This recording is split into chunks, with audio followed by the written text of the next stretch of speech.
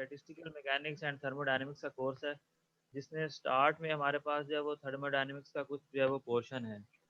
Thermodynamics जो है वो पहले भी आप लोगों ने पढ़ी होगी। इस कोर्स के अंदर जो है वो इसका जो शॉर्ट इंट्रोडक्शन है, मतलब ज़्यादा जो हमारा पार्ट है वो स्टैटिस्टिकल का है, लेकिन स्टार्ट में क्योंकि थर्मोडायनेमिक्स वाला पार्ट भी है, तो इसको जो है वो हम स्टार्ट में थोड़ा सा फास्टली करेंगे ताकि हमारी रिवीजन भी हो जाए और हमें पता लग जाए कि थर्मोडायनेमिक्स और स्टैटिस्टिकल मैकेनिक्स में क्या डिफरेंस है। तो हम स्टार्ट करते हैं। थर्मोडायनेमिक्स का बेसिकली हमारे पास मतलब क्या होता है? थर्मो का मतलब होता है हीट, और डायनेमिक्स का मतलब होता है मोशन। मतलब हीट जो है वो हमारे पास मोशन कैसे करती है, या एक बॉडी से दूसरी बॉडी मूव कैसे करती है। तो बेसिकली हम हीट के मोशन को यहाँ पे स्टडी करेंगे, तो उसको हम कहते हैं थर्मोडायनेमिक्स। यानी कि हीट जो है वो मोशन कैसे करती है, मूव कैसे करती है, या उससे वर्क हम कैसे ले सकते हैं, या और डिफरेंट तरीके से उसको हम कैसे ऑब्जर्व कर सकते हैं, कैसे उसकी कैलकुलेशन कर सकते हैं। उन सारों की स्टडी जो है वो हीट की, उसको हम थर्मोडायनेमिक्स कहते हैं। तो लॉज ऑफ थर्मोडायनेमिक्स से बेसिकली लॉज ही होते हैं। जब भी हम फिजिक्स पढ़ते हैं तो उसके बेसिकली बेसिक लॉज के ऊपर जो है वो फिनोमेना एक्ट कर रहा होता है। तो यहाँ पे जो है वो हम लॉज ऑफ थर्मोडायनेमिक्स को स्टडी करेंगे। ठीक है, ये देखें लिखा हुआ थर्मोडायनेमिक्स का बेसिकली जो फिजिकल मीनिंग है जिसकी वजह से हम स्टडी करते हैं, वो ये है: thermodynamics is the study of the effects of work, heat and energy on the system.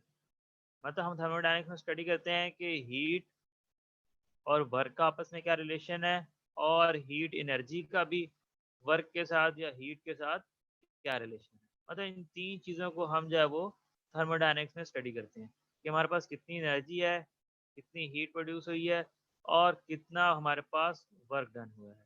तो बेसिकली हम क्या करते हैं कि हीट की वजह से काम लेना चाहते हैं, तो हीट को वर्क में कैसे कन्वर्ट करते हैं, उसकी जो स्टडी होती है उसको हम थर्मोडायनेमिक्स कहते हैं। अच्छा, थर्मोडायनेमिक्स हमारे पास बेसिकली जो है वो मैक्रोस्कोपिक लेवल पे स्टडी की जाती है। मैक्रोस्कोपिक लेवल का मतलब होता है कि हम बड़े लेवल पे स्टडी कर रहे हैं, हम एटम की इंडिविजुअल आपस में क्या फोर्सेस हैं, या वो कितने एटम्स हैं, कितने इलेक्ट्रॉन्स हैं। एटॉमिक लेवल पे हम इसको डिस्कस नहीं करते, हम सिर्फ इसको मैक्रोस्कोपिक लेवल यानी कि लार्ज स्केल लेवल पे स्टडी करते हैं, उसको हम थर्मोडायनेमिक्स। जो एटॉमिक लेवल होता है ना, उस पे अगर हम स्टडी करेंगे तो उसको हम स्टैटिस्टिकल मैकेनिक्स कहते हैं। ठीक है, यही मेन इसका डिफरेंस है थर्मोडायनेमिक्स और स्टैटिस्टिकल मैकेनिक्स का, कि अगर हम मैक्रोस्कोपिक लेवल पे करेंगे स्टडी तो उसको हम कहेंगे थर्मोडायनेमिक्स, और अगर माइक्रोस्कोपिक लेवल जिसको एटॉमिक लेवल कहते हैं उस पे हम स्टडी करेंगे तो उसको कहेंगे स्टैटिस्टिकल मैकेनिक्स। ठीक है, तो ये हमें पता लग गया कि थर्मोडायनेमिक्स माइक्रोस्कोपिक लेवल पे डिस्कस होती है। अच्छा, इसके कुछ पैरामीटर्स हैं जिनकी वजह से हम जो है वो थर्मोडायनेमिक्स को अंडरस्टैंड करते हैं। सबसे पहले टेम्परेचर। आपको पता है कि एक बॉडी का टेम्परेचर होता है कि बॉडी कितनी गर्म है या कितनी ठंडी है। मतलब डिग्री ऑफ हॉटनेस या डिग्री ऑफ कोल्डनेस को मेजर करने के लिए हमने टेम्परेचर स्केल बनाया है। हम वैसे नहीं बता सकते कि कौन सी बॉडी ठंडी है, कौन सी बॉडी गर्म है। अगर कंपेयर करेंगे तो सिर्फ दो बॉडीज को कंपेयर कर सकते हैं, तीसरी को भी कंपेयर करेंगे फिर हमारे लिए डिफिकल्ट हो जाएगा, चार बॉडीज हो जाएंगी फिर कंपेयर करना मुश्किल हो जाएगा।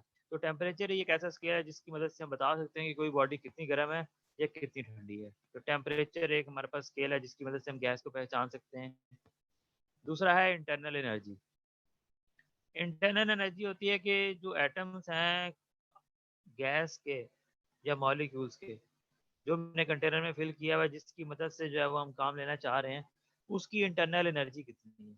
इंटरनल एनर्जी को बेसिकली हम लेते हैं sum of average of kinetic energy of every atom या एवरी मॉलिक्यूल। तो जितनी एवरेज काइनेटिक एनर्जी है गैस मॉलिक्यूल्स की, उसको हम कहते हैं इंटरनल एनर्जी, और उसको हम यू से रिप्रेजेंट करते हैं। ये दूसरा पैरामीटर है। तीसरा पैरामीटर है वो बहुत इंपॉर्टेंट है, जो कि एंट्रोपी से रिप्रेजेंट करते हैं, जिसका सिंबल हमारे पास एस है। एंट्रोपी हमारे पास बताती है कि हमारे पास सिस्टम के अंदर डिसऑर्डरनेस कितनी है। अगर डिसऑर्डरनेस ज़्यादा होगी, मतलब तरतीब नहीं है हमारे पास, तो इसका मतलब है एंट्रोपी उस सिस्टम की ज़्यादा है। अगर मतलब सिस्टम जो है बिल्कुल वेल अलाइन है और उसमें कोई भी डिसऑर्डरनेस मतलब तरतीब ख़राब नहीं हुई भी, तो इसका मतलब है उस सिस्टम की एंट्रोपी बहुत कम है। अगर एंट्रोपी बढ़ती जाएगी तो इसका मतलब डिसऑर्डरनेस जो है वो बढ़ती जाएगी, उसको हम एंट्रोपी से कहते हैं और उसको एस से रिप्रेजेंट करते हैं। उसके बाद हीट, हीट को हम क्यू से रिप्रेजेंट करते हैं। आपको पता है आपने किसी भी सिस्टम का टेम्परेचर चेंज करना है या उससे कोई वर्क डन भी करना चाहते हैं तो आपको सिस्टम के अंदर हीट एंटर करनी पड़ेगी। ठीक है, आप सिस्टम के अंदर हीट एंटर भी कर सकते हैं और सिस्टम से हीट लीव भी करा सकते हैं। ठीक है, तो दोनों केसेस में हमारे पास हीट एंटर करवाने से और लीव करवाने से हमारे पास डिफरेंट फिनोमेना आकर होते हैं। ठीक है, और डिफरेंट फिनोमेना के मुताबिक डिफरेंट हमारे पास रिजल्ट्स आते हैं। ठीक है, ये कुछ पैरामीटर्स हैं जो ज़्यादा इंपॉर्टेंट है थर्मोडायनेमिक्स में स्टडी करने के लिए। यहाँ पे थोड़ा सा डिफरेंस है कि क्लासिकल यानी कि जिसको हम थर्मोडायनेमिक्स कह रहे हैं और वैसे स्टैटिस्टिकल जिसको आप थर्मोडायनेमिक्स कह रहे हैं, उसको हम क्या करेंगे, इसको हम classical thermodynamics concern with the relationship between bulk properties of matter, nothing is एमन एट द एटॉमिक और मॉलिक्यूलर लेवल। मतलब थर्मोडायनेमिक्स में हम मैक्रोस्कोपिक लेवल पे स्टडी करते हैं, एटॉमिक और मॉलिक्यूलर लेवल पे स्टडी नहीं करते। एटॉमिक और मॉलिक्यूलर लेवल पे स्टैटिस्टिकल मैकेनिक्स में हम स्टडी करते हैं। तो statistical thermodynamics seeks to explain those bulk properties in terms of constituent atoms.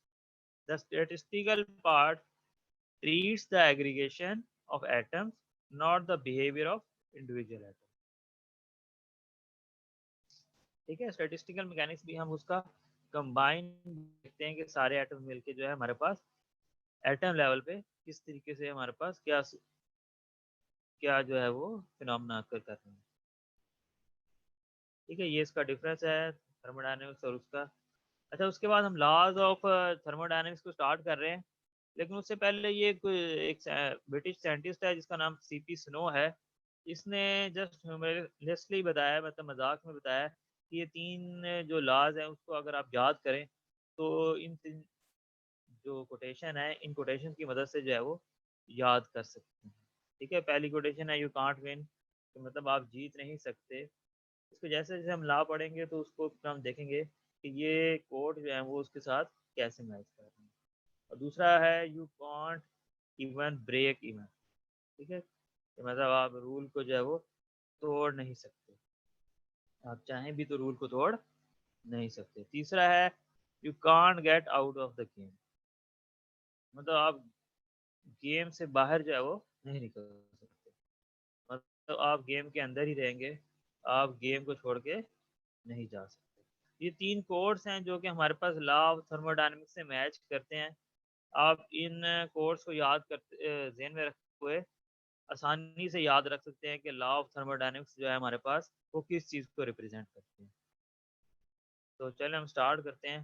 सबसे पहले हमारे पास पहला लॉ है कि यू कांट विन, ये तो मतलब उसको याद रखने के लिए है। पहला लॉ है कि the first law of thermodynamics is an extension of law of conservation of energy. मतलब बेसिकली फर्स्ट लॉ का मतलब है कि law of conservation of energy. Conservation of energy का क्या मतलब होता है कि energy can destroyed nor be created, मतलब एनर्जी जो है वो डिस्ट्रॉय भी नहीं हो सकती और क्रिएट भी नहीं हो सकती। बस वो क्या हो सकता है कि वो energy can convert from one form to another, मतलब एक फॉर्म से दूसरी फॉर्म में तो जा सकती है लेकिन जो है वो ना क्रिएट हो सकती है ना ही डिस्ट्रॉय हो सकती है। इसको कहते हैं law of conservation of energy. ये यू कांट विन का मतलब यही है कि आप जो है वो सिस्टम के अंदर जितनी भी एनर्जी देंगे उस एनर्जी के मुताबिक ही आपके पास काम होगा। जीतेंगे तो तब ना आप, यानी कि आपने थोड़ी एनर्जी दी और उसके मुताबिक आपने ज्यादा काम ले लिया, तो तब आप जो है वो जीतेंगे ना। किसी भी सिस्टम में अगर आपने जीतना हो तो यही होता है कि अगर आप कम एनर्जी यूज करें या कम पैसा लगाएं, आपको ज्यादा पैसा मिल जाए तो फिर ही आप जीतते हैं ना। तो वो कह रहे हैं यू कांट विन, आप जीतेंगे नहीं, मतलब जितनी एनर्जी आप देंगे उतनी ही आपको उतनी ही एनर्जी यानी का वर्क डन हमें मिलेगा। इसका मतलब यू कांट विन, आप जीत नहीं सकते। ये जस्ट मजाक के सेंस में उसने बताया ताकि आप लॉ को याद रख सकें। ठीक है, तो क्या है, the change in internal energy of the system is equal to heat added to the system minus the work done by the system. क्या कहते हैं कि इंटरनल एनर्जी सिस्टम की किस पे डिपेंड करती है, आप जितनी सिस्टम में हीट ऐड करेंगे उस हीट से कुछ जो है वो वर्क डन हो जाएगा। तो जितनी हीट बचेगी वो किसमें चली जाएगी, internal energy of the system. मतलब हीट जब भी आप सिस्टम के अंदर एंटर करेंगे तो क्या होगा, कुछ वर्क होगा और बाकी जो होगा वो क्या होगा, इंटरनल एनर्जी में चला जाएगा। और internal kinetic energy of the atoms और मॉलिक्यूल्स है। तो ये हमारे पास फर्स्ट लॉ ऑफ थर्मोडायनेमिक्स है कि जो कि कंजर्वेशन ऑफ एनर्जी को रिप्रेजेंट करता है। आपने जितनी भी हीट एंटर की उसी की वजह से वर्क डन हुआ, कुछ वर्क में कन्वर्ट हो गया और बाकी इंटरनल एनर्जी में चला गया। तो ये तीनों ही एनर्जीज हैं हमारे पास। ठीक है, तो ये हमारे पास फर्स्ट लॉ ऑफ थर्मोडायनेमिक्स है और ये इसकी मैथमेटिकल स्टेटमेंट है। अच्छा, वैसे हमने जब भी गैस को स्टडी करना हो तो हम बेसिकली चार चीज़ करते हैं उसको डिस्कस। पहला हमारे पास होता है वॉल्यूम, जो कि सबसे बेसिक है, जिसको अंडरस्टैंड करना भी आसान है। ये आपके पास सिंपल जो कंटेनर बना हुआ है जिसकी सिर्फ टू डिमेंशन डायग्राम है जी। ठीक है, टू डिमेंशन कैसे है इसके मतलब, ये इसकी मतलब आप सपोज कर लें कि ये इसकी बेस है, उसका कोई एरिया होगा और फिर उसकी हाइट है। हमने सिर्फ सामने से देख रहे हैं तो हमें सिर्फ सामने वाली साइड नजर आ रही, पीछे वाली साइड नजर नहीं आ रही। तो होता क्या है कि ये कंटेनर एक थ्री डिमेंशनल ऑब्जेक्ट है जिसका वॉल्यूम भी होगा। इसमें आपने याद रखना है कि इसकी साइड की वॉल्स भी फिक्स हैं, जो सरफेस है वो भी फिक्स है और साइड की सारी वॉल्स फिक्स हैं। सिर्फ जो इसकी छत है ना, जो ऊपर से सरफेस आ रही है, ये रेड कलर से रिप्रेजेंटेड है, ये जो ऊपर वाली सरफेस है, सिर्फ ये वाली फिक्स नहीं है, बाकी सारी जो है वो क्या है, फिक्स है। ठीक है, ये कंटेनर है, ये ब्लू के जो अंदर है। ठीक है, ये वाला सिर्फ कंटेनर है, इसकी ये वाली वॉल फिक्स है, ये भी फिक्स है, नीचे वाली फिक्स है, सामने वाली फिक्स है, पीछे वाली फिक्स है। सिर्फ ऊपर वाली वॉल जो है वो फिक्स नहीं है, वो ऊपर भी जा सकती है और नीचे भी जा सकती है। इसका मतलब है ये येलो से रिप्रेजेंटेड है, ये जो है वो इस कंटेनर का वॉल्यूम है। अब अगर हमने वॉल्यूम को चेंज करना है तो अगर हम ये जो रेड कलर का है इसको पिस्टन कहते हैं, जो मूवेबल वॉल है उसको हम पिस्टन कहते हैं। ठीक है, इसको हम ये मतलब रॉड के जरिए इसको ऊपर भी लेके जा सकते हैं और नीचे भी लेके जा सकते हैं। अगर ऊपर लेके जाएंगे तो इसका क्या मतलब होगा, वॉल्यूम बढ़ रहा है, और अगर इसको नीचे ले जाएंगे तो फिर क्या होगा, वॉल्यूम डिक्रीज हो रहा है। तो वॉल्यूम एक पहला पैरामीटर है जब भी गैस को हम स्टडी करेंगे। तो पहला पैरामीटर है वॉल्यूम। तो मेरी आवाज़ क्लियर आ रही है ना, अभी तक कोई मसला तो नहीं है इसमें? जी सर, बिल्कुल क्लियर है, बता, कोई इशू नहीं है। ठीक है, चलो थैंक यू। अच्छा, पहला मैंने पैरामीटर बताया कि जब भी हम गैस को स्टडी करेंगे और गैस को पहचानने की कोशिश करेंगे तो उसके लिए हमें वॉल्यूम का पता होना चाहिए। तो पहला पैरामीटर वॉल्यूम है, जो येलो कलर में है ये वॉल्यूम है, और वॉल्यूम को कम या ज़्यादा हम पिस्टन को मूव करते हुए वॉल्यूम को कम या ज़्यादा कर सकते हैं। अच्छा, दूसरा पैरामीटर है हमारे पास प्रेशर। प्रेशर हमारे पास बेसिकली अगर क्लासिकली हम देखें तो वो हमारे पास इक्वल होता है फोर्स पर यूनिट एरिया। ठीक है, तो हम क्या करते हैं कि ये जो पिस्टन है इसकी ये एक एरिया सरफेस, इसके ऊपर आप कितनी फोर्स लगा रहे हैं वो हमारे पास प्रेशर होगा। तो फिजिकली इसको समझने के लिए आसान तरीका ये है कि आपने पिस्टन के ऊपर जितना वेट रखा हुआ है ना, वो बेसिकली प्रेशर। अगर आप ज़्यादा वेट रखेंगे तो प्रेशर गैस के ऊपर ज़्यादा लगेगा, और अगर इसके ऊपर कम वेट रखेंगे तो प्रेशर कम लगेगा। तो प्रेशर को समझने के लिए बहुत ही आसान है कि आपने कितना वेट पिस्टन के ऊपर रखा हुआ है। जितना वेट पिस्टन के ऊपर ज़्यादा होगा उतना गैस के ऊपर प्रेशर ज़्यादा होगा, और जितना वेट कम होगा उतना गैस प्रेशर कम होगा। तो ये सेकंड पैरामीटर है जिसकी मदद से हम गैस को पहचान सकते हैं, क्योंकि प्रेशर की वजह से भी गैस के ऊपर इफेक्ट्स आएंगे। ये देख सकते हैं जैसे फिगर में आपके पास इधर प्रेशर कम था, एक वेट हमने और बढ़ाया, प्रेशर ज़्यादा बढ़ गया तो वॉल्यूम कम हो गया।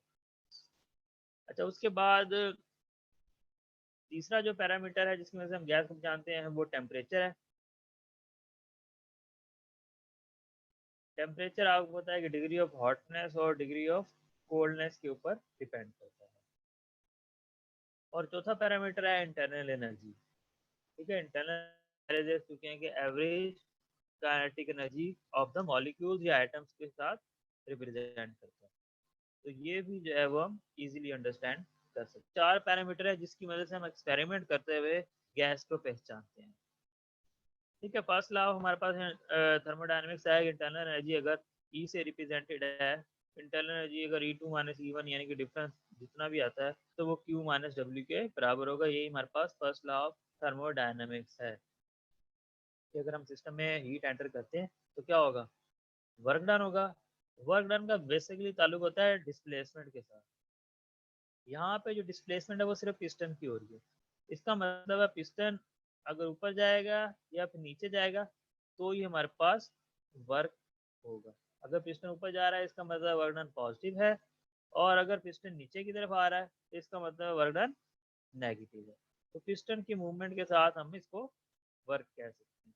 तो क्या होगा, जब आप सिस्टम के अंदर हीट एंटर करेंगे तो हीट की वजह से क्या होगा, हीट एंटर होगी, ये जो एटम्स हैं, ये मॉलिक्यूल्स हैं, ये आपस में क्या करेंगे, कोलाइड करेंगे। कोलाइड करने से क्या होगा, इनकी वेलोसिटी बढ़ेगी और जो फोर्स क्या लगेगी, पिस्टन के ऊपर फोर्स लगेगी और पिस्टन जो है वो अपवर्ड डायरेक्शन में मूव करेगा। तो इसका मतलब वर्क डन हो गया हमारे पास।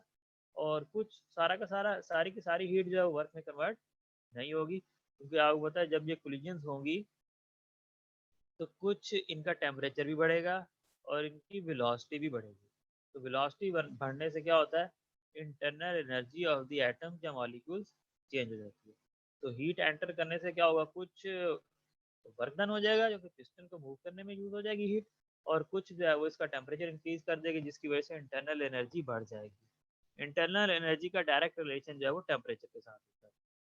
तो इसका मतलब है इंटरनल एनर्जी बढ़ जाएगी और कुछ जो है वो पिस्टन को मूव करेगी। तो ये हमारे पास पहला लॉ ऑफ थर्मोडायनेमिक्स है। अच्छा, उसके बाद पहले लॉ के मुताबिक ये 4 जो हैं वो प्रोसेसेस हैं जिसको हम स्टडी करते हैं। ये आप लोगों ने पहले भी स्टडी किए होंगे। अच्छा, इसमें सबसे पहले है एडियाबैटिक प्रोसेस, जिसमें हमारे पास सिस्टम हीट एंटर होती है ना ही हीट लीव होती है। मतलब हम अपने कंटेनर को ऐसे कर देते हैं, बिल्कुल आइसोलेशन कर देते हैं फ्रॉम हीट, ना उसमें कोई भी हीट एंटर हो और ना भी कोई हीट लीव हो। ऐसा अगर सिस्टम होगा तो उसको हम एडियाबैटिक प्रोसेस कहते हैं।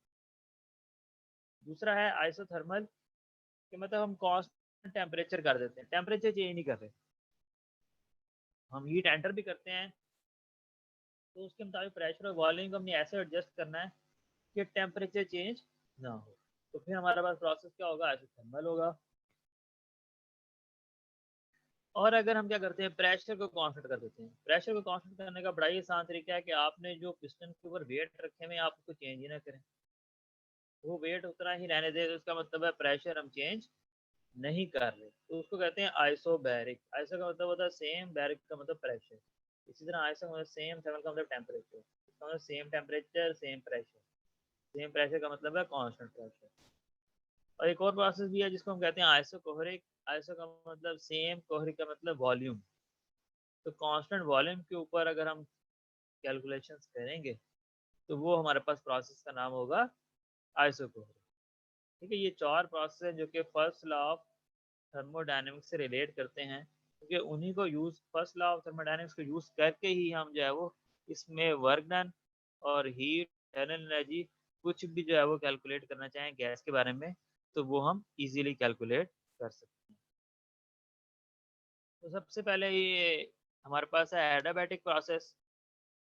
एडियाबैटिक प्रोसेस जैसे कि हमने देखा है कि इसमें हीट जो है वो सिस्टम के अंदर एंटर भी नहीं होती और लीव भी नहीं।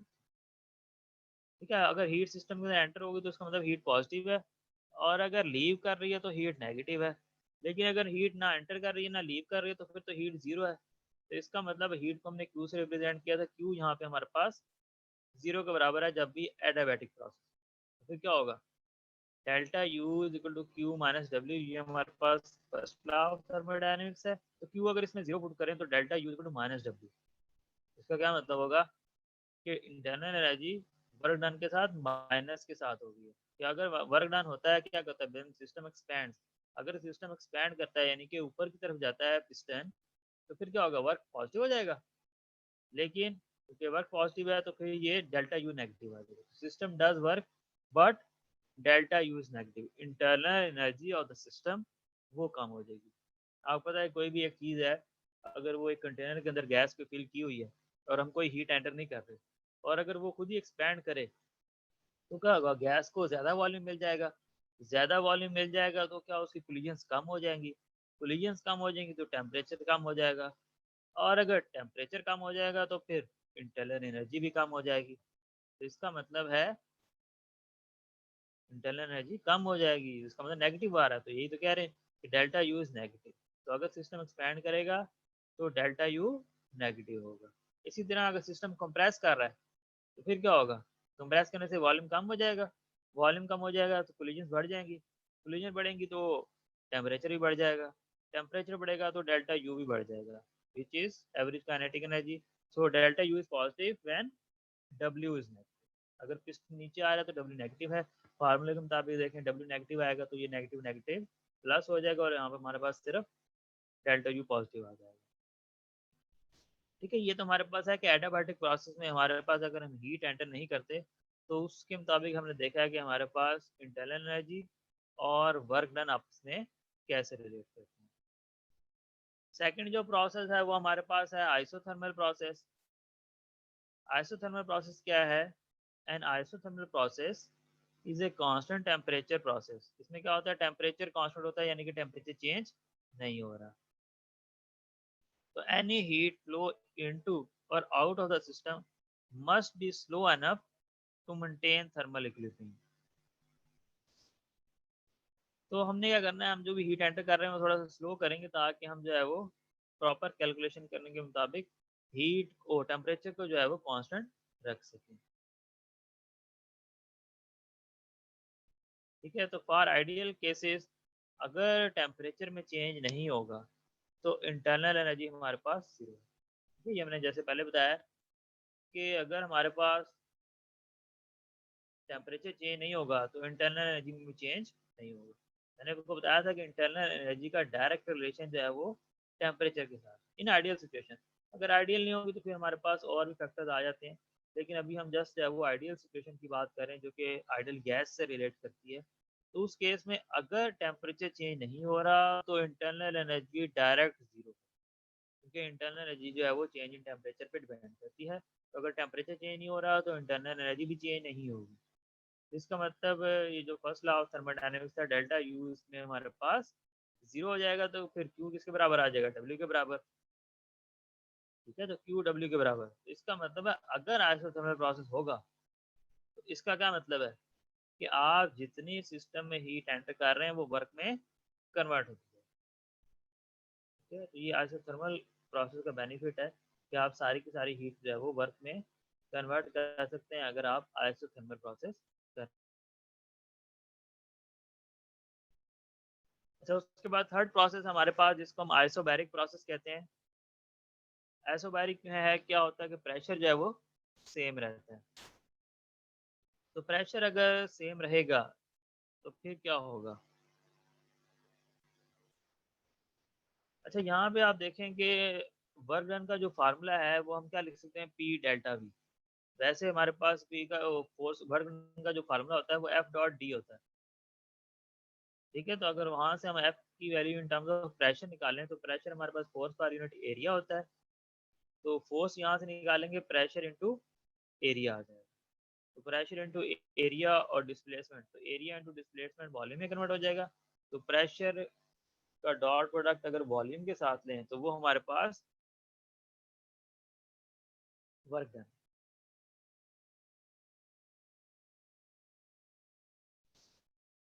ठीक है, तो ये भी फार्मूला जो हम थर्मोडायनेमिक्स में वर्क डन का फार्मूला यूज करते हैं वो ये वाला है कि प्रेशर का चेंज इन वॉल्यूम के साथ जो डॉट प्रोडक्ट है उसको हम वर्क डन करते हैं। ये यहाँ पे इसलिए डिस्कस किया क्योंकि प्रेशर का ताल्लुक यहाँ पे, प्रेशर कांस्टेंट होगा तो इसका मतलब है जस्ट यहाँ पे हमें चेंज इन वॉल्यूम चाहिए, कितना वॉल्यूम चेंज हुआ है उसको आप प्रेशर से मल्टीप्लाई करें, आपका वर्क डन आ जाएगा। तो इसमें वर्क डन की कैलकुलेशन हमारे पास काफ़ी ईजी हो जाती है इन आइसोबैरिक प्रोसेस।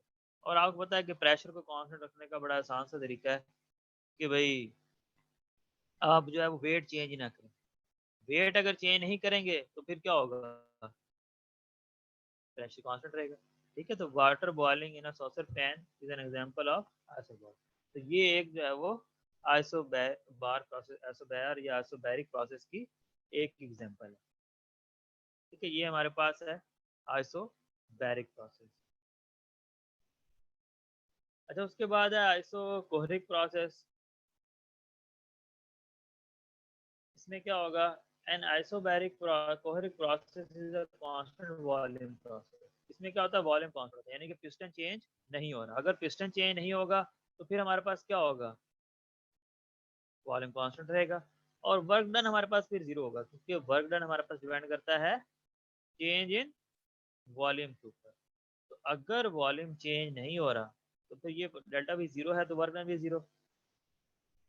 तो वर्क डन अगर जीरो आएगा हमारे पास, तो फर्स्ट लॉ ऑफ थर्मोडायनेमिक्स के मुताबिक क्या हो जाएगा, फर्स्ट लॉ ऑफ थर्मोडायनेमिक्स के मुताबिक अगर W जीरो है तो delta U is equal to Q। तो जितनी भी आप हीट एंटर करेंगे सिस्टम के अंदर, वो आपके पास क्या होगी, इंटरनल एनर्जी में कन्वर्ट हो जाएगी। ठीक है, तो ये आइसोकोरिक प्रोसेस का मतलब है कि हमने वॉल्यूम को कांस्टेंट रखना है, यानी कि पिस्टन मूव ना करे। ठीक है, हमने ऐसा नहीं रखना कि भाई हमने पिस्टन को फिक्स कर देना है और बाकी सारा प्रोसेस वैसे का वैसे ही होता रहेगा। तो हम होता क्या है, कंटेनर के अंदर हीट एंटर करते हैं, तो उससे क्या होता है कि कोलिजन्स बढ़ जाती हैं, टेम्परेचर बढ़ जाता है, इंटरनल एनर्जी बढ़ने की कोशिश करती है। लेकिन इंटरनल एनर्जी बढ़ने की वजह से पिस्टन भी ऊपर की तरफ मूव करता है। पिस्टन जब ऊपर की तरफ मूव करेगा तो वॉल्यूम ज़्यादा होने की कोशिश करेगा। लेकिन हमने वॉल्यूम को कांस्टेंट रखना है, तो हम क्या करेंगे, प्रेशर बढ़ा देंगे। प्रेशर बढ़ा देंगे तो वॉल्यूम चेंज नहीं होगा, क्योंकि अब गैस के ऊपर प्रेशर ज़्यादा है, तो अब ज़्यादा एनर्जी चाहिए गैस को एक्सपेंड करने के लिए। तो इस तरीके से हम जो है वो वॉल्यूम को कांस्टेंट करते हैं। इसके ऑपोजिट अगर देखें, ऑपोजिट में क्या होगा कि हीट लीव कर रही है, तो लीव करेगी तो फिर क्या होगा, टेम्परेचर कम हो जाएगा, कोलिजन्स कम हो जाएंगी, इंटरनल एनर्जी डिक्रीज करेगी, और गैस क्या होने की कोशिश करेगी, कंप्रेस होने। लेकिन गैस को हमने कंप्रेस नहीं होने देना, क्योंकि वॉल्यूम कांस्टेंट रखना है ना हमने। तो वॉल्यूम कांस्टेंट कैसे रखेंगे, हम प्रेशर थोड़ा सा कम कर देंगे। अब प्रेशर कम कर देंगे तो फिर अब गैस को प्रेशर कम होगा तो वो थोड़ा सा एक्सपैंड होने की कोशिश करेगी। तो जितनी कंप्रेस होने की कोशिश कर रही थी उतनी हमने प्रेशर कम कर दिया, ताकि वो कांस्टेंट रहे और वो ना गैस कंप्रेस हो सके ना फिर एक्सपैंड हो सके। तो वो बैलेंस हो जाता है प्रेशर कम होने की वजह से, कि गैस कंप्रेस ना करे। तो इस तरीके से जब हम वॉल्यूम को कांस्टेंट रखते हैं, ये हमारे पास आइसो कोहरिक प्रोसेस। ये चार प्रोसेस हैं जो कि basically first law of thermodynamics से आते हैं, कि वो बताता है कि इन लॉस को हम, इन प्रोसेस को हम कैसे स्टडी कर सकते हैं, और डिफरेंट केसेस में हमारे पास हीट, वर्क डन और इंटरनल एनर्जी आपस में कैसे रिलेटेड हैं। और हर प्रोसेस में आप जो है वो, जो आपको बेनिफिट चाहिए आप वो प्रोसेस करवा के गैस से उस तरीके से काम ले सकते हैं, या जो भी प्रॉपर बेनिफिट लेना चाहें आप उस प्रोसेस में ले सकते हैं। तो ये चार प्रोसेस हैं जो कि डेली लाइफ में हम इस्तेमाल भी करते हैं, जिसकी मदद से जो है वो हम हीट को बेसिकली वर्क में करते हैं और हीट से काम लेते हैं, कि कितना जो है हीट की वजह से हम काम ले सकते हैं। ठीक है, यहाँ तक क्लियर है, यहाँ तक किसी का कोई क्वेश्चन है तो पूछ सकता है, फिर इसके बाद अगर नहीं है नो सर, क्लियर है। क्लियर है सर। चलें, थैंक यू वेरी मच। अच्छा, हम आगे चलते हैं। अच्छा, यहाँ पे हमारे पास कंसेप्ट आ रहा है हीट कैपेसिटी का। तो बाद ज़्यादातर स्टूडेंट्स जो है वो इस बात पे कंफ्यूज होते हैं कि हीट में और टेम्परेचर में क्या डिफरेंस है। तो हीट और टेम्परेचर में थोड़ा सा डिफरेंस है। हीट जो है बेसिकली एनर्जी है, और टेम्परेचर जो है वो स्केल है, जो कि मेजर कर रहा है कि डिग्री ऑफ हॉटनेस, बॉडी गर्म कितनी है और बॉडी जो है वो ठंडी कितनी है। ज़रूरी नहीं है कि हमारे पास अगर 10 जाउल ऑफ हीट एनर्जी है तो हम वो किसी भी बॉडी को देते हैं, और उसका किसी भी मतलब दो बॉडीज को देते हैं, और ये ज़रूरी नहीं है कि दोनों का टेम्परेचर जो है वो सेम अमाउंट में इंक्रीज करेगा। किसी बॉडी का टेम्परेचर ज़्यादा इंक्रीज कर देगा और किसी बॉडी का टेम्परेचर कम इंक्रीज करेगा। ठीक है, तो ये डिपेंड करता है किसके ऊपर, हीट कैपेसिटी के ऊपर, कि बॉडी की हीट कैपेसिटी कितनी है। किसी भी बॉडी को आप कितनी हीट दें तो उसका कितना टेम्परेचर बढ़े उसको हम कहते हैं heat capacity. The amount of heat required to raise a certain mass of material by a certain temperature is called heat capacity. मतलब एक बॉडी है, आप उसको कितनी हीट देंगे कि मतलब उसका कुछ सर्टेन टेम्परेचर या फिर 1 केल्विन अगर हम सपोज करते हैं तो वो इंक्रीज कर, तो उसको हम कहते हैं हीट कैपेसिटी। तो इसका फार्मूला है Q is equal to M C X delta. C X इसमें कांस्टेंट है जिसको हम स्पेसिफिक हीट ऑफ सब्सटेंस कहते हैं। ठीक है, ये हर मटेरियल की डिफरेंट होती है, मटेरियल के ऊपर डिपेंड करती है। ठीक है, और डेल्टा टी जो है वो चेंज इन टेम्परेचर के बराबर है। ठीक है, ये हीट एनर्जी का फार्मूला है। सी एक्स को जो है आगे फर्दर हम 3 चीज़ों में देख सकते हैं। सी बी में, जिसको हम कहते हैं heat capacity at constant volume. अगर हम अपनी गैस का प्रोसेस ऐसे कर रहे हैं कि अगर उसमें वॉल्यूम हमने कांस्टेंट रखा हुआ है तो फिर हीट कैपेसिटी जो है वो डिफरेंट आएगी। फिर हीट कैपेसिटी 3/2 आर के बराबर है। R is the molar gas constant, जिसको आप यूनिवर्सल गैस कांस्टेंट भी कहते हैं, और इसकी वैल्यू है हमारे पास 8.314 जूल पर मोल केल्विन। ठीक है, ये हमारे पास मोलर गैस कांस्टेंट है। तो हीट कैपेसिटी अगर कांस्टेंट वॉल्यूम भी हम कैलकुलेट करें तो 3/2 आर के बराबर है। इसी तरीके से अगर heat capacity at constant pressure निकालें तो वो हमारे पास 5/2 आर के बराबर आती है, जो कि ज़्यादा है। प्रेशर पे हमें ज़्यादा, कांस्टेंट प्रेशर पे हमें ज़्यादा हीट एंटर करनी पड़ती है ताकि सिस्टम का टेम्परेचर इंक्रीज करे, और वॉल्यूम में हमें हीट कैपेसिटी कम है, यानी कि थोड़ी हीट एंटर करेंगे तो सिस्टम का टेम्परेचर चेंज हो जाएगा। तो वो कांस्टेंट वॉल्यूम में हम टेम्परेचर जो है वो जल्दी बढ़ा सकते हैं, कांस्टेंट प्रेशर के ऊपर हमें ज़्यादा हीट एंटर करनी पड़ेगी, तब सिस्टम का टेम्परेचर चेंज होगा। ठीक है, कांस्टेंट वॉल्यूम में फिर हमारे पास फार्मूला ये हो जाएगा Q is equal to N C V delta T, और यही हमारे पास डेल्टा यू के बराबर है। ठीक है, basically n C V delta T. C V is the specific heat at, heat capacity at constant volume, और delta T change in temperature. ठीक है, एंड नंबर ऑफ मोल्स को रिप्रेजेंट करता है। ये हमारे पास डेल्टा यू के बराबर है, जो कि इंटरनल एनर्जी की डेफिनेशन बनती है। Delta U is equal to N C V delta T लिख सकते हैं for constant volume. Constant pressure के लिए भी होता है, लेकिन वो उसमें फिर N C P delta T हो जाता है, लेकिन वो सिर्फ क्यू के बराबर है। क्यू जो है वो N C P delta T के बराबर है फॉर कांस्टेंट प्रेशर, लेकिन डेल्टा यू हमारे पास n C P delta T के बराबर ही है। डेल्टा यू जो है वो always n C V delta T के बराबर है। ठीक है, लेकिन अगर कांस्टेंट प्रेशर की बात करें तो फिर क्यू जो है वो N C P delta T के बराबर आ जाता है, यानी कि हीट का रिलेशन जो है वो उससे भी हम निकाल सकते हैं।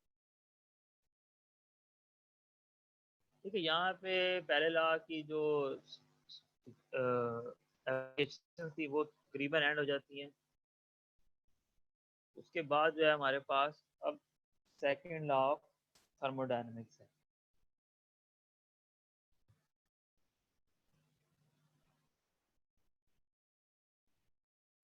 ठीक है, अब हम जो है वो सेकेंड लॉ स्टार्ट कर रहे हैं। सेकेंड लॉ का वो है यू कांट ब्रेक इवन, मतलब आप जो है वो रूल को वायलेट नहीं कर सकते, आप रूल नहीं तोड़ सकते।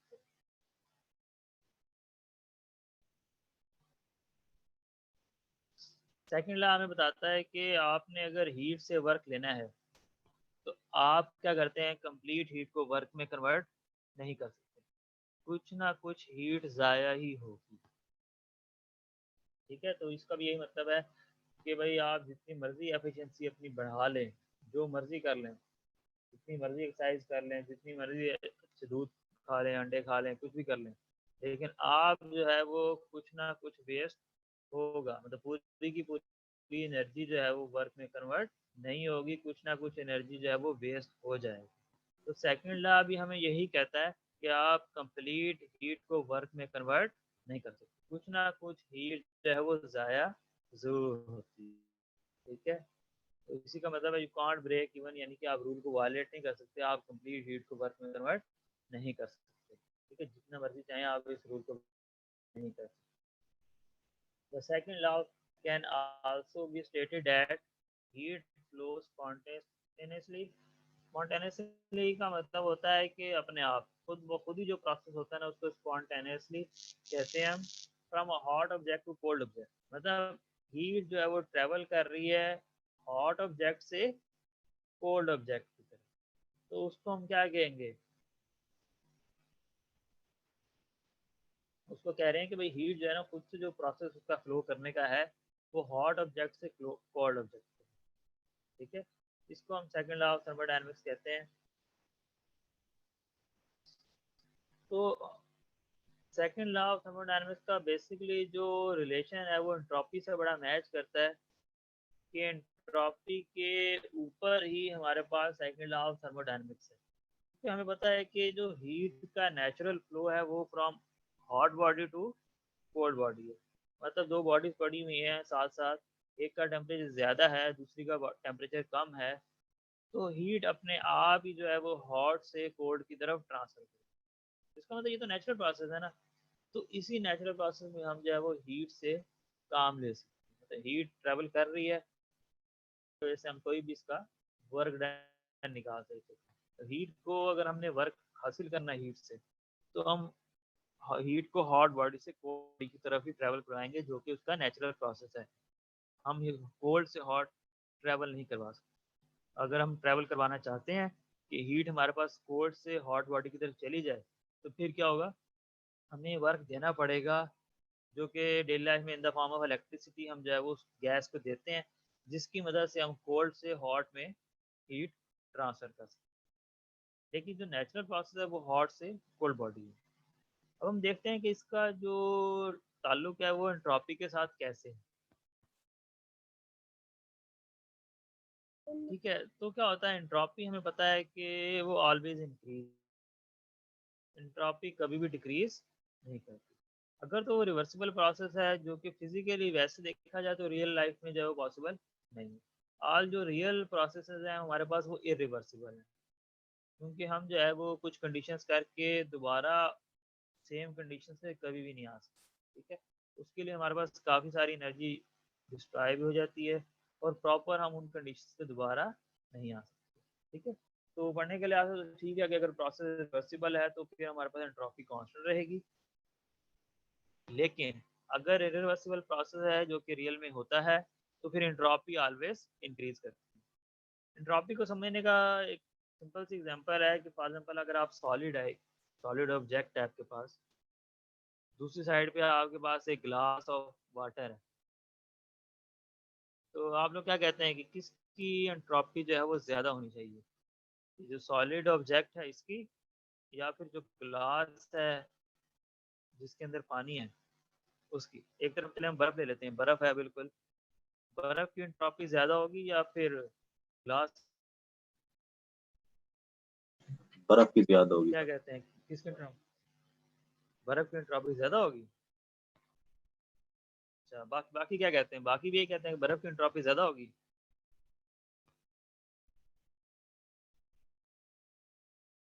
हाँ भाई, बाकी क्या बाकी कहते हैं। बाकी सोए हुए हैं सर। अच्छा, पानी की ज्यादा होगी सर। 10 बंदे पानी की ज़्यादा होगी, कौन कह रहा है। गगनफर सर। गजनफर कह रहा है कि पानी की ज्यादा होगी, और गजनफर का एनी कौन साथ देना डिस्टर्बेंस चाहता है। Produce in a system that is known as entropy sir. हाँ, डिसऑर्डरनेस इज कॉल्ड एंट्रोपी। जी जी सर। तो बर्फ के जो मॉलिक्यूल्स हाँ होंगे तो वो तो फिक्स नहीं होंगे सर। हाँ फिक्स होंगे, ठीक है, बड़ी अच्छी बात की है तुमने कि बर्फ के जो मॉलिक्यूल्स हैं वो बिल्कुल एक जगह फिक्स होते हैं। आप किसी भी अगर सॉलिड को स्टडी करें तो उसमें जो एटम्स की अरेंजमेंट होती है वो बहुत खास होती है और बहुत एक जैसी होती है, और उसमें मतलब यानी कि तरतीब ज़्यादा होती है। तो जी सॉलिड सर। के जो मॉलिक्यूल्स हैं उसमें डिसऑर्डरनेस जो है वो कम है, ऑर्डरनेस है उसमें। इसका मतलब जी उसकी सर। एंट्रोपी कम है।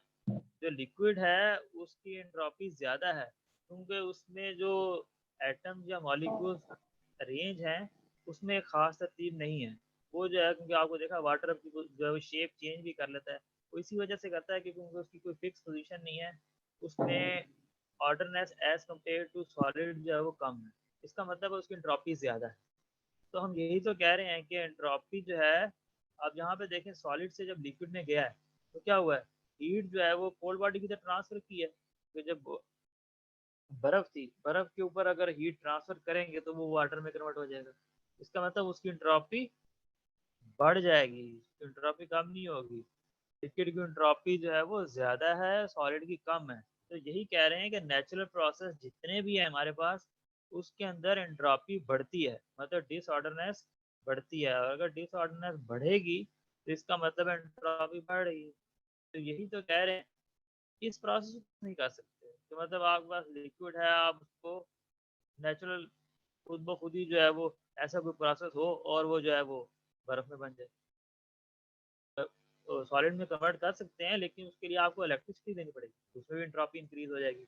तो ओवरऑल एक दफ़ा जब एंट्रोपी बढ़ गई, वो आप एंट्रोपी को दोबारा कम नहीं कर सकते। मतलब एक दफ़ा ऑर्डरनेस ख़राब हो गई तो आप दोबारा ऑर्डरनेस जो है वो नहीं कर सकते। इसका मतलब एंट्रोपी इज ऑलवेज इंक्रीजिंग। तो यही हमें सेकंड लॉ ऑफ थर्मोडायनामिक्स कह रहा है कि हीट जो है वो हॉट से कोल्ड की तरफ चली जाएगी। ठीक है, तो ये हमारे पास एंट्रोपी इसके में बढ़ जाएगी। तो ये हमारे पास सेकंड लॉ ऑफ थर्मोडायनामिक्स है। जो भी नेचुरल फ्लो है हीट का, आप उसी से जो है वो कोई भी काम ले सकते हैं। जो रिवर्स प्रोसेस है उसमें आपको फिर एनर्जी देनी पड़ेगी, वर्क डन देना पड़ेगा, जिसकी वजह से आप उसका प्रोसेस रिवर्स करें।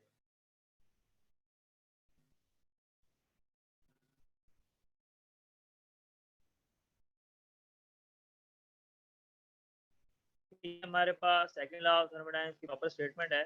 The second law of thermodynamics introduces the notation of entropy, a measure of system of disorder, ये हम पढ़ चुके हैं।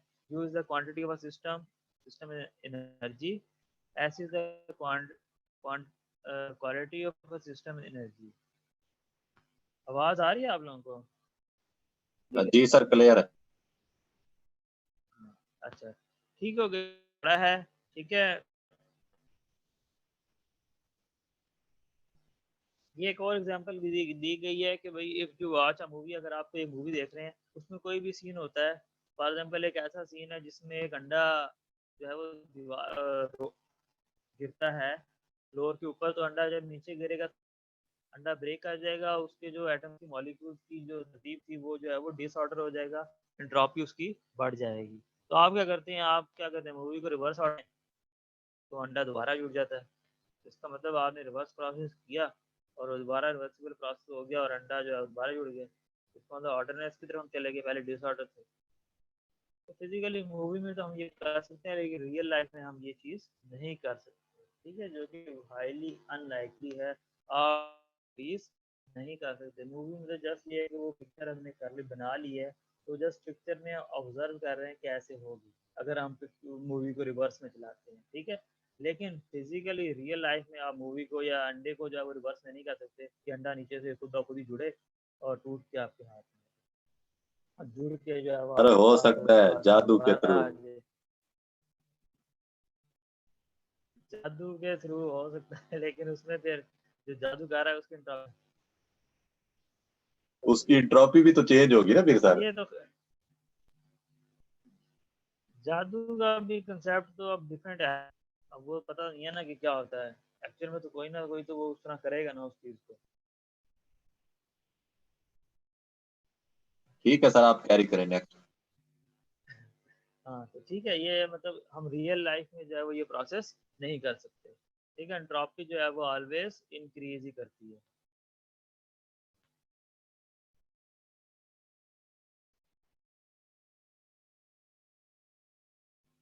ठीक है, ये हमारे पास डायरेक्शन ऑफ प्रोसेस है कि हीट जो है वो कैसे ट्रेवल करती है। हम देख चुके हैं कि हॉट से कोल्ड बॉडी की तरफ हीट ट्रेवल करती है। ठीक है, रिवर्सिबल प्रोसेस वो होता है जिसमें हमारे पास सिस्टम आफ्टर सम चेंजिंग दोबारा अपनी ओरिजिनल स्टेट में अगर वापस आ जाए, तो उसको हम कहते हैं रिवर्सिबल प्रोसेस। ठीक है, लेकिन रियल में ये पॉसिबल प्रोसेस नहीं है। आइडियल कंडीशन है, जो ऑल रियल प्रोसेस है हमारे पास वो इरिवर्सिबल। हीट इंजन है, ये हमारे पास सेकंड लॉ ऑफ थर्मोडायनेमिक्स की जो है वो एप्लीकेशन है। कि सेकंड लॉ ऑफ थर्मोडायनेमिक्स को एप्लीकेशन को यूज करते हुए हम हीट इंजन बना सकते हैं। हीट इंजन बेसिकली है क्या हमारे पास, हीट इंजन हमारे पास हीट को जो है वर्क में कन्वर्ट कर रहे हैं, मतलब हीट की वजह से हम क्या कर रहे हैं, काम कर रहे हैं। हीट को अगर वर्क में कन्वर्ट कर देंगे तो हमारे पास हीट इंजन बन जाएगा। ये एक हमारे पास साइक्लिक प्रोसेस होता है जो कि बार बार इंजन उसी पे वर्क करता है और हमें कंटिन्यूसली फिर वर्क मिलता रहता है। तो हीट इंजन में बेसिकली होता है क्या, हमारे पास दो रिजर्वायर होते हैं हीट एनर्जी के। एक रिजर्वायर हॉट होता है जिसका टेम्परेचर ज़्यादा होता है, और एक रिजर्वायर जो होता है वो ठंडा होता है जिसको कोल्ड रिजर्वायर कहते हैं, उसका टेम्परेचर। ये दो रिजर्वायर के दरमियान हम काम करते हैं क्योंकि हीट जो है वो हॉट रिजर्वायर से कोल्ड रिजर्वायर की तरफ ऑटोमेटिक ट्रांसफर करेगी, मूव करेगी, तो ये उसका नेचुरल फ्लो है। और ड्यूरिंग दैट मोशन हम उससे ले सकते, तो वही जो काम हमारे पास आएगा, इसका क्या मतलब है, कन्वर्ट हो रही है।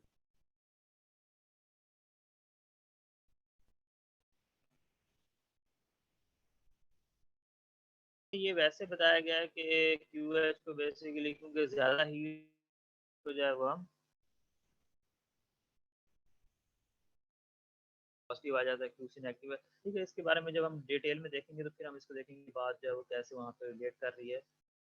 अभी तक आप ये देखें कि हीट जो है वो एक क्यूएच है जो कि हॉट रिजर्वायर के ऊपर है, वहाँ से निकल रही है, और क्यूसी जो सिस्टम पे है उसके अंदर है। अच्छा, ये कुछ साइकिल्स हैं जिसकी बुनियाद पे जो है वो हम हीट इंजन चलाते हैं। प्रोसेस हैं ज़्यादातर जो हमारे पास डेली लाइफ में इस्तेमाल होता है, या हमारे पास कार्नेट साइकिल है, इसके अलावा डीजल साइकिल, ऑटो साइकिल भी होते हैं, स्टडी करते हैं क्योंकि इसकी वो सबसे ज़्यादा होती है।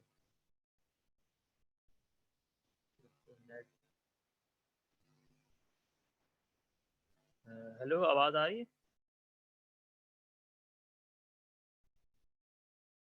Yes sir. सर स्क्रीन पे तो कुछ नजर नहीं आ रहा।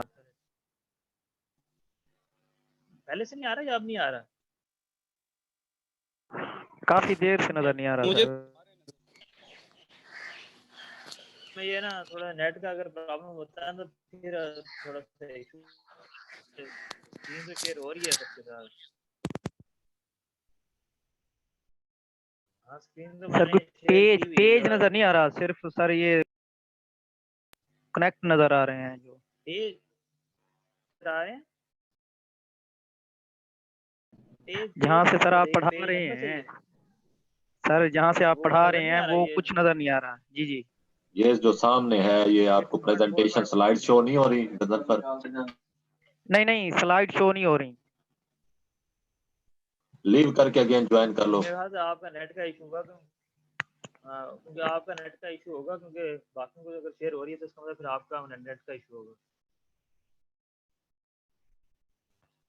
ठीक है, अदरवाइज ये मेरे ख्याल से ये जो राशिद है ये रिकॉर्डिंग भी कर रहा है, तो उसके बाद रिकॉर्डिंग भी आपके साथ शेयर हो जाएगी, तो आप रिकॉर्डिंग भी इसके बाद सुन सकते हैं। ठीक है, तो ये हम कार्नट साइकिल जो है वो ज़्यादातर इस्तेमाल करते हैं क्योंकि इसकी एफिशिएंसी जो है वो सबसे ज़्यादा है।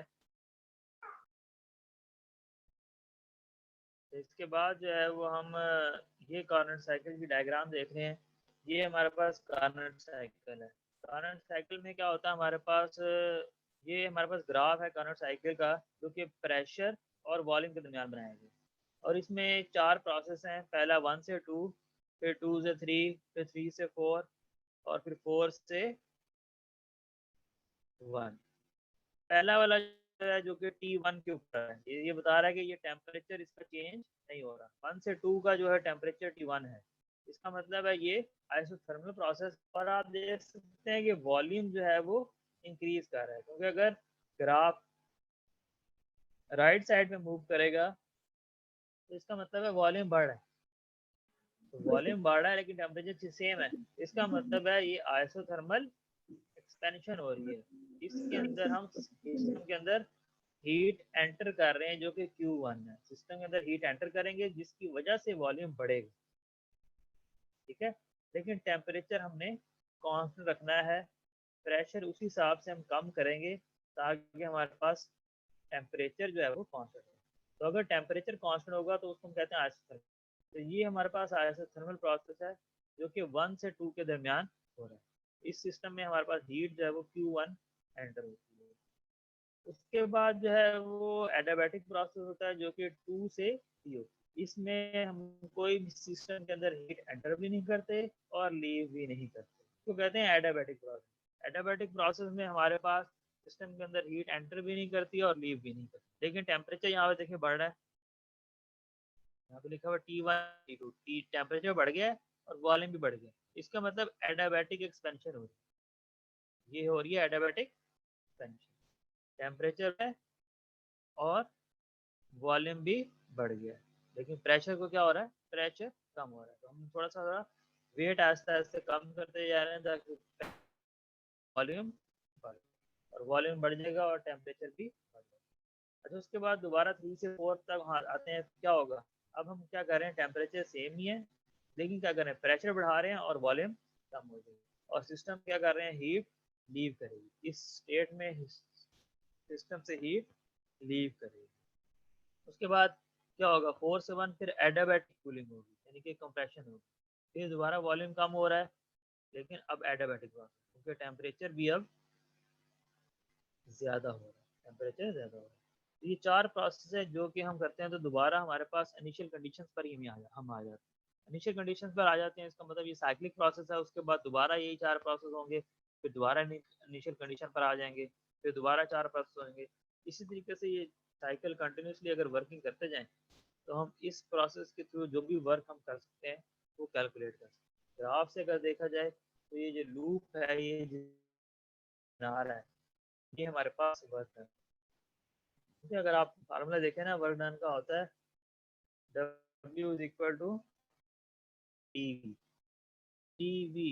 बेसिकली अगर P और Y V एक्स, तो बेसिकली वर्क डन है area under the curve.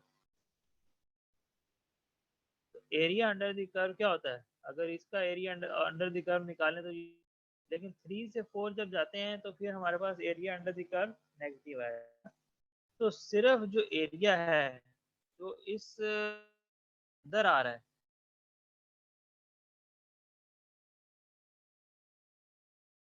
Sir ये रिपीट कर दें, समझ नहीं आई।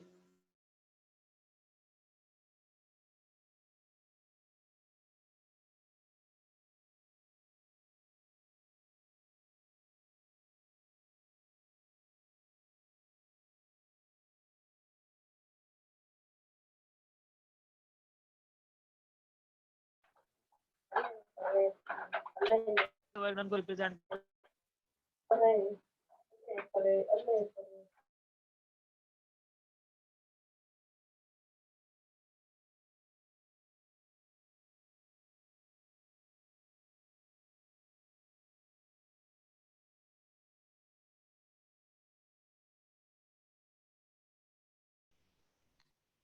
अच्छा, ये हम करंट साइकिल को स्टडी कर रहे हैं। करंट साइकिल हमारे पास बेसिकली एप्लीकेशन है सेकंड लॉ ऑफ थर्मोडायनेमिक्स की, जिसमें हमने देखा कि 2 आइसोथर्मल प्रोसेस होते हैं और 2 एडियाबैटिक प्रोसेस होते हैं।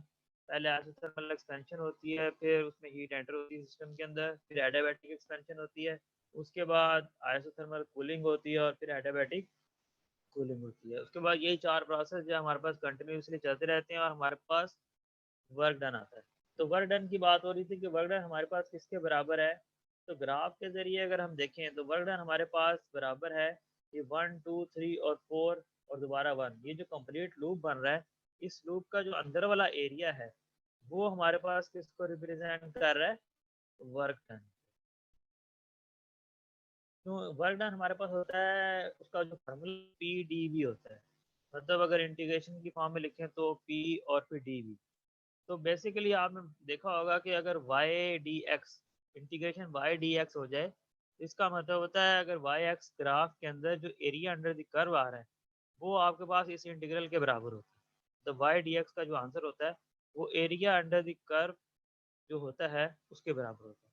तो यहाँ पे p आ रहा है और dv, तो p dv का जो इंटीग्रल होगा वो एरिया अंडर द कर्व होगा। लेकिन 1 से 2 जब करेंगे, 2 से 3 करेंगे, तो ये सारा का सारा नीचे वाला एरिया आएगा, यहाँ से यहाँ तक। ऊपर से लेके सारा v एक्सिस तक जितना का सारा वॉल्यूम आ रहा है वो सारा का सारा आएगा जब 1 से 2 और 2 से 3 जाएंगे। ये जो सारा 1 से लेके नीचे तक ये वाला एरिया और 2 से नीचे वाला एरिया, 3 से नीचे एरिया, v एक्सिस तक, ये सारा का सारा एरिया जो आएगा। लेकिन जब हम 3 से 4 और 4 से 1 जाएंगे तो फिर जो एरिया आ रहा है वो ये वाला आ रहा है, नीचे वाला, 4 से नीचे, 3 से नीचे, ऊपर वाला एरिया नहीं आ रहा। लेकिन पहले जो एरिया आया था वो पॉजिटिव था और जो अब जो एरिया है वो नेगेटिव है, क्योंकि इसमें सिस्टम से हीट लीव कर रही है, सिस्टम कूल कर रहा है। ये वाला वर्क डन हमारे पास नेगेटिव के बराबर होता है, तो ये हमारे पास नेगेटिव है। इस केस में पिस्टन ऊपर की तरफ जा रहा था तो वर्क पॉजिटिव था। 3 से 4 और 4 से 1 पिस्टन नीचे की तरफ आ रहा है, इसका मतलब पिस्टन वर्क जो है वो नेगेटिव है, तो ये वाला जो वर्क होगा वो नेगेटिव होगा।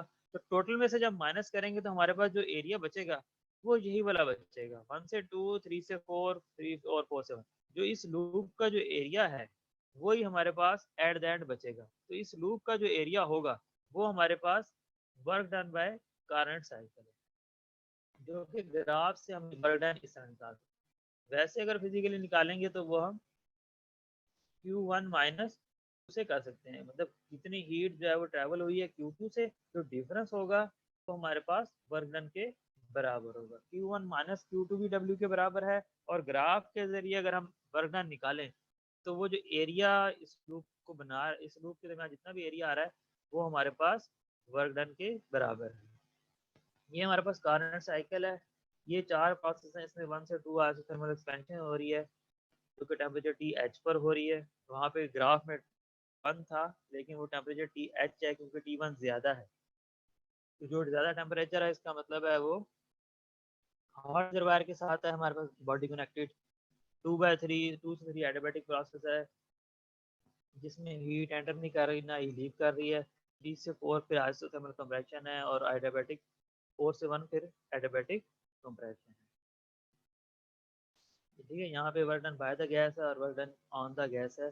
जो पिस्टन नीचे को आएगा तो इसका मतलब वर्क डन गैस के ऊपर हो रहा है, और अगर पिस्टन ऊपर जाएगा तो इसका मतलब गैस जो है वो वर्क कर रही है। ठीक है, ये एरिया अंडर द कर्व मैंने बात पहले बताई है, the area under the PV curve represent the quantity of the work in cycle. तो when the curve right to left the work is, अगर नीचे जो सेकंड 1 से 3 से 4 और 4 से 1 की बात कर रहा है, अगर कर्व लेफ्ट साइड की तरफ मूव करेगी तो फिर हमारे पास वर्क डन है वो नेगेटिव आएगा। तो जो बेसिकली फिर क्या होगा, 1 जब 1 से 2 से 3 का वर्क डन पॉजिटिव था और 3 से 4 और 4 से 1 नेगेटिव है, तो दोनों का जब करेंगे ऐड तो हमारे पास एरिया क्लोज जो होगा कर्व का वो आपके पास एक्चुअल वर्क डन आ जाएगा इन कारण से। इस फार्मूले से आप करंट साइकिल की एफिशिएंसी भी निकाल सकते हैं, जो कि क्या है कि E is equal to 1 plus QC over QH। ठीक है, इस फार्मूले से आप निकालते हैं। ये फार्मूला बेसिकली निकलता है हमारे पास work done divided by QH, क्योंकि हमारे पास जितने भी हीट इंजन होते हैं उसमें हमें हमारे पास मैटर ये करता है हॉट रिजर्वायर है उसकी हीट कितनी है, वो हमारे पास इनपुट होती है, और आउटपुट होता है हमारे पास वर्क डन कि हमें वर्क कितना मिला, और वो वर्क होता है QH माइनस QC, यानी कि Q1 माइनस Q2। तो आउटपुट ओवर इनपुट जो है हमारे पास एफिशिएंसी के बराबर है। तो ऊपर आ गया हमारे पास QH माइनस QC, नीचे आ गया सिर्फ QH। तो दोनों को QH से डिवाइड कर देंगे तो पहले 1 आ जाएगा और प्लस फिर, तो यहाँ प्लस नहीं आ रहा है, यहाँ पे माइनस आएगा, ये फार्मूला यहाँ पे गलत लिखा हुआ है। 1 माइनस QC ओवर QH इसका रिजल्ट है। ठीक है, ये माइनस आप करेक्ट कर लें, यहाँ पे प्लस नहीं आएगा, यहाँ पे माइनस आएगा, यहाँ पे minus 1 minus C over QH जो है वो एफिशिएंसी के बराबर है। ठीक है, तो यहाँ से आप देख सकते हैं कि एफिशिएंसी कभी भी 100% नहीं हो सकती। 100% सिर्फ उसी सूरत में होगी जब QC 0 है। इसको अगर हम ज़्यादा अच्छे तरीके से अंडरस्टैंड करें तो हमारे पास आइडियल गैस के लिए और करंट साइकिल के लिए QC ओवर QH की जो रेशियो है वो TC ओवर TH के बराबर आती है, मतलब हीट की रेशियो टेम्परेचर की रेशियो के बराबर आती है। यहाँ पे एफिशिएंसी का फार्मूला फिर बन जाता है 1 माइनस TC ओवर TH। तो 1 माइनस TC ओवर TH को अगर आप ऑब्जर्व करें तो इसको आप 100% नहीं लेके आ सकते, भी आएगा जब हमारे पास इसका आंसर 1 आएगा, क्योंकि 1 का मतलब होता है 100%। लेकिन एफिशिएंसी 1 कब आएगी, जब TC 0 हो। यानी कि वो 0 होगा तभी तो सेकंड फैक्टर 0 होगा, तो 1 में से कुछ भी माइनस नहीं होगा। तो लेकिन 0 केल्विन टेम्परेचर आपको पता है कि अचीव करना बहुत ही इम्पॉसिबल है। ये तो एब्सोल्यूट टेम्परेचर स्केल है, आप 0 केल्विन अचीव नहीं कर सकते। इसका मतलब है आप इंजन की एफिशिएंसी कभी भी 100% नहीं कर सकते। ऑलवेज कुछ ना कुछ लॉस जो है वो हमारे पास लाजमी बात है कि वो हमारे पास होता है। एफिशिएंसी आप 100% नहीं कर सकते। ठीक है, ये हमारे पास कैल्विन स्टेटमेंट भी है कि भाई आप कंप्लीट हीट को वर्क में कन्वर्ट नहीं कर सकते। ये कैल्विन ने स्टेटमेंट दी थी, तो इसको हम कैल्विन स्टेटमेंट कहते हैं। एक और स्टेटमेंट है, वो भी सेकंड लॉ से ही है, उसको हम क्लॉज स्टेटमेंट कहते हैं।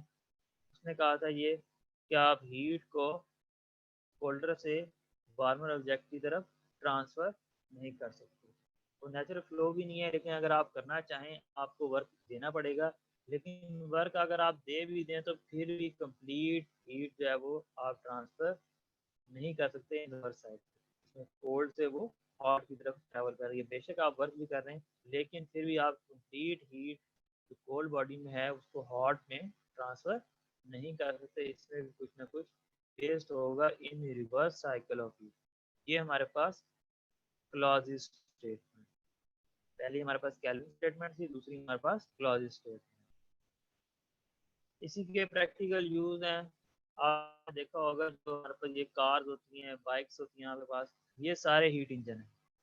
वो बिल्कुल हीट इंजन है और इसी फिनोमेना के ऊपर ही वर्क करते हैं। हीट जो है वो हॉट से कोल्ड की तरफ ट्रैवल करती है और हमारे पास वर्क होता है। रेफ्रिजरेटर जो डेली लाइफ में आप यूज़ करते हैं वो भी हीट इंजन की ही एप्लीकेशन है, जो कि हीट इंजन रिवर्स साइकिल में चलता है। क्योंकि आप देखते हैं रेफ्रिजरेटर की जो अंदर जगह होती है वहाँ पे टेम्परेचर कम होता है, इसका मतलब वो कोल्ड रिजर्वायर है। और बाहर ये हीट जो है वो सराउंडिंग में लीव करती है, तो बाहर जो है वो टेम्परेचर ज़्यादा होता है, इसका मतलब इसकी सराउंडिंग हॉट रिजर्वायर है और फ्रिज के जो अंदर है वो कोल्ड रिजर्वायर है। इसके बावजूद हीट जो है वो कोल्ड रिजर्वायर से हॉट बॉडी की तरफ ट्रैवल करती है। इसी वजह से वो जो कोल्ड बॉडी होती है वो और ठंडी हो जाती है। इसका मतलब है हीट जो है वो कोल्ड बॉडी से हॉट बॉडी की तरफ ट्रैवल की है। लेकिन इसके बदले में वर्क डन देना पड़ता है। अगर रिवर्स में चलाएंगे तो हमें वर्क देना पड़ रहा है। Work in the form of electricity हम प्रोवाइड करते हैं। इसके अलावा जो हीट इंजन डायरेक्ट हैं वो आपके पास कार हैं, बाइक्स हैं। बाइक में भी जो इंटरनल सिस्टम होता है वो हॉट रिजर्वायर होता है, उसमें हम पेट्रोल की मदद से जो है वो हीट प्रोड्यूस करते हैं। और कोल्ड रिजर्वायर सेंसर के थ्रू जो बाकी सराउंडिंग पे आते हैं वो कोल्ड रिजर्वायर। ठीक है, तो हमारा मकसद यही होता है कि हम हीट प्रोड्यूस करें उसके सेंटर में। जितनी ज़्यादा हीट प्रोड्यूस करेंगे उतना वर्क डन जो है वो हमारे पास ज़्यादा होगा। तो उसमें हीट जो है वो कोल्ड बॉडी की तरफ ऑटोमेटिक ट्रैवल करती है, जिसकी वजह से हमारे पास पिस्टन मूव करता है और पिस्टन मूव करने की वजह से हमारे पास कोई भी इंजन रन हो जाता है। और इंजन रन हो जाता है फिर हम बाइक या कार को मूव कर सकते हैं। कि डेली लाइफ हमारे में हमारे पास यही एग्जांपल है हीट इंजन की, कैसे जो है हीट इंजन मूव करता है और हम इसकी डेली लाइफ की एप्लीकेशन कर सकते हैं। ठीक है, ये फनी से थोड़ा सा क्वेश्चन है इसमें कि आप आंसर कर सकते हैं कि भाई आप जो है वो फ्रिज का अगर दरवाज़ा खोल दें तो क्या आप किचन को गर्म कर सकते हैं, तो ठंडा कर सकते हैं? जो फ्रिज का बेसिकली मकसद यही है ना कि वो जो फ्रिज के अंदर चीज़ें पड़ी होती हैं उसको ठंडा करता है। तो अगर फ्रिज का दरवाज़ा खोल दें और फ्रिज किचन के अंदर पड़ी है तो क्या आप इसकी मदद से किचन को ठंडा कर सकते हैं? तो क्या सर करेंगे? इम्पॉसिबल है। नहीं कर सकते। पॉसिबल है? कैसे पॉसिबल है? मैंने कहा सर इम्पॉसिबल है, उसका इतना सिस्टम नहीं होता कि वो इतनी बड़ी कूलिंग करे। जब ऐसे हम फ्रिज खुला रख दे तो उसके अंदर बर्फ नहीं जमती, तो किचन पूरे को क्या ठंडा करेगा। हाँ चलें, ये भी एक बात है कि भाई उसका तो मतलब कंप्रेसर ही बहुत छोटा होता है, तो वो कैसे पूरे किचन को जो है वो ठंडा करेगा। लेकिन चलें, अगर हम सपोज करते हैं हाँ कि उसका कंप्रेसर जो है बहुत ज़्यादा स्ट्रॉन्ग और जो है वो इतनी कैपेसिटी रखता है कि भाई वो किचन को ठंडा कर दे, फिर तो तो कर फिर वो देगा ना क्या सर, फिर ठंडा कर दे? फिर तो डेफिनेटली करेगा सर। फिर कर एसी देगा? नहीं होता, एसी करता नहीं है पूरे रूम को सर। एसी तो करता है, लेकिन एसी की तो और बात है ना, फ्रिज जगह हमें रखा हुआ किचन के अंदर, वो कर देगा? सर स्ट्रॉन्ग है तो साफ जाहिर है करेगा। सर अगर आप कहते हैं तो ट्राई कर लें सर, उसे माँ बड़ी पड़ी घर से। वलीद घर से बाहर। कर लो जाना फिजिक्स पढ़नी है, फिजिक्स पढ़ने के लिए तो कुछ ना कुछ तो करना पड़ता है, पाने के लिए कुछ होना सर आपने भी ट्राई की थी? नहीं, मैं तो फिर थ्योरेटिकल का स्टूडेंट हूँ ना, थ्योरेटिकल वाले तो वैसे ऑब्जर्वेशन करते हैं ना, वो ट्राई थोड़ी करते हैं। एक्सपेरिमेंट वाले स्टूडेंट ट्राई करते हैं और फिर बताते हैं क्या रिजल्ट्स हैं। चलें सर, प्रैक्टिकल वाले तो इंशाल्लाह हम ट्राई कैलकुलेशन के लिए करेंगे, फिर प्रैक्टिकल। आपको इसका जो है रिस्पॉन्स देंगे। हाँ, ये आपने ट्राई करना। वैसे इसका आंसर अगर थोड़ा सा सोचें तो आप बता सकते हैं कि वो ठंडा करेगा या नहीं करेगा। चलें फिर इसको हम ऐसा करते हैं कि यहाँ पे स्टॉप करते हैं, थोड़ा एक लाख रह गया उसको फिर हम नेक्स्ट में चलेंगे, उसी को फिर थोड़ा सा लेके आगे चलेंगे। इंशाल्लाह सर नेक्स्ट करेंगे। ठीक है। सर साफ ज़ाहिर है वो उसने आगे अगर कूलिंग तो एक्सपेंशन होगी तो टेम्परेचर में डिफरेंस तो आएगा। हाँ, टेम्परेचर में डिफरेंस आएगा, लेकिन सर वो रूम को एसी ठंडा वाले नहीं कर सकते क्योंकि क्योंकि सर फ्रिज में छोटे छोटे पाइप्स लगे होते हैं जिनके अंदर से सर वो कूलिंग जो गैस है वो उसमें ट्रेवल करती है। तो सर वो होते ही इतने छोटे से हैं सर पहले ही कि जरा बाहर हीट लगेगी तो वो एकदम मतलब नहीं वो उन फ्रिज बल्कि काम करना छोड़ देगा मगर किचन ठंडा नहीं होगा। तो वही तो कह रहा हूँ, पाइप बहुत बड़े बड़े लगे हुए हैं और उसकी कैपेसिटी बहुत ज़्यादा है। उसके बाद बताएं कि ये करेगा या नहीं करेगा। सर रूम का आपका साइज ये बता दें। हमारे पास बता रहा हूँ, साइज मैटर नहीं करता, उसका कंप्रेसर बहुत ज़्यादा स्ट्रॉन्ग और है। सर फिर किचन बताएं। ऑलरेडी हॉट होता है और बाहर से इतना टेम्परेचर हाई होता है तो जो है फ्रिज तो नहीं कर सकता उसे। चल लेते हैं, ड्राइंग रूम में रख लेते हैं, जहाँ पे छोटा सा कमरा है हमारे पास, नहीं होगा वहाँ पे नहीं जाके होगा drawing. Sir. Heat always flow from hotter body towards colder body, तो रूम टेम्परेचर तो ज्यादा होगा ना एज कम्पेयर टू उसके। तो तो हम फिर हीट तो बिजली दे रहे हैं ना, तो हम वर्क जी डन कर रहे हैं ना, बिजली दे रहे हैं उसको, तो फिर तो उसमें जाना चाहिए। सर वर्क डन कर रहे हैं मगर वो क्लोज सिस्टम है सर। सिस्टम मतलब क्या? मगर सर क्योंकि सर देखें एसी अगर काम करता है तो उसका आउटर बाहर लगा हुआ होता है, वो कमरे की जो हीट है वो बाहर उसको एक यानी थ्रो करता रहता है। मगर जो हाँ फ्रिज है हाँ। सर वो उसी रूम में रखा हुआ है, वो उसी की एयर को अगर वो उसको फ्लो करता रहे तो उसको उसको नहीं सर उसमें मतलब यानी टेम्परेचर में फर्क नहीं पड़ेगा कोई हाँ हाँ, देखो यही इसका ओवरऑल। आंसर है कि मतलब अगर आप रेफ्रिजरेटर को रखते हैं, बेशक उसका कंप्रेसर स्ट्रांग है, उसमें इतनी पावर है कि वो उसको ठंडा कर दे, लेकिन फिर भी वो ठंडा नहीं कर सकता, क्योंकि उसका हॉट रिजर्वायर और कोल्ड रिजर्वायर एक ही जगह पे पड़ा हुआ है। बेशक हीट को रिवर्स साइकिल में लेके जाएगा, लेकिन वो रिजर्वायर ही दोनों की एक ही जगह पे है, तो हीट मूव कहाँ पे करेगी? तो फ्रिज की मदद से जो आप किचन को या किसी भी कमरे को जो है ठंडा नहीं कर सकते। एक सूरत कर सकते हैं कि आप जो है अपनी फ्रिज जो है वो खिड़की के ऊपर लगा दें और पीछे वाला हिस्सा उसका बाहर हो और अंदर वाला हिस्सा जो है वो आपकी तरफ हो, फिर उसकी मदद से आप उसको कमरे को ठंडा कर सकते हैं। जिस तरीके से हमारे पास जो पुराने एसी होते थे, जो विंडो के अंदर ही लगते थे, तो यही वजह है कि उसका आउटर आपने बाहर लगाना है, ताकि रिजर्वायर डिफरेंट हो जाए, हॉट रिजर्वायर डिफरेंट हो जाए और कोल्ड रिजर्वायर डिफरेंट हो, तो बीच में डिफरेंस आना चाहिए। अगर डिफरेंस नहीं होगा तो फिर आप ना हीट इंजन चला सकते हैं ना ही रेफ्रिजरेटर चला सकते हैं। ठीक है, तो क्लियर होगा। ये आपने आंसर कर दिया। क्या नाम था आपका? वलीद है नाम हाँ आपका? वलीद नासिर है सर। जी सर जी वलीद नासिर है। चलो ठीक है, very good. Thank you sir. ठीक है, और किसी का कोई क्वेश्चन है तो वो क्वेश्चन कर सकता है। फिर अगर कोई क्वेश्चन नहीं है तो फिर हम एंड करते हैं। बाकी देख लें, अगर क्वेश्चन अगर आपका है तो आप पूछ लें। कोई चीज़ अगर समझ नहीं आई आप लोगों को तो